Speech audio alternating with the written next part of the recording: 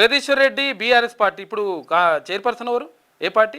Chairperson Congress లకు పంపించి ఆయన నిలబడ్డ కాడ డమ్మీని బీఆర్ఎస్ క్యాండిడేట్ పెట్టి ఈయనని గెలిపించి 10,000 ఓట్లకు ఇచ్చి గెలిపించుకొని ఇవాళ ఇండైరెక్ట్ గా మళ్ళీ ఆయన మనిషి చైర్మన్.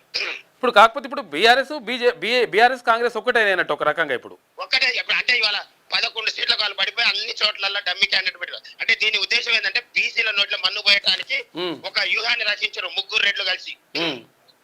అంటే కాంగ్రెస్ ఉన్నోళ్ళు తర్వాత ఇక్కడ బీఆర్ఎస్ ఉన్నోళ్ళు అందరినీ అంటే కాంగ్రెస్ పార్టీల మన టిఆర్ఎస్ పార్టీల చైర్మన్ క్యాండిడేట్ డిక్లేర్ చేయమని మాజీ చైర్మన్ ఉండు గండూరు ప్రకాష్ వాళ్ళు కూడా కొట్లాడారు. అంగిరేకల్ నాగార్జున గారు కొట్లాడిండు, నిమ్మల శ్రీనివాస్ కొట్లాడు. అంటే వీళ్ళు టిఆర్ఎస్ క్యాండిడేట్ ని చైర్మన్ అభ్యర్థిని ప్రకటిస్తే మళ్ళీ వీళ్ళు డబ్బులు ఖర్చు పెట్టుకుని ఎడ గెలుస్తారని ఈయన ప్రకటించకుండా వాళ్ళతోని కాంగ్రెస్ క్యాండిడేట్ ప్రకటింపజేసి వాళ్ళతో డబ్బులు పంపిణీ చేపించి ఒక్కడి గెలిస్తే నా 28 మంది 29 మంది గెలిచిన బీసీలని ఎస్సీ ఎస్టీ మైనార్టీలతో కలుపుకుంటే మొత్తం వాళ్ళు ఉండి ఒక్కరిని తీసుకొని వచ్చి మున్సిపల్ చైర్మన్ చేసి ఇవాళ మేము కాంగ్రెస్ పార్టీతోనే నువ్వు సూర్యాపేటకు న్యాయం అనేటటువంటి దుర్మార్గ మాటలు మాట్లాడుతూ ఉన్నారా.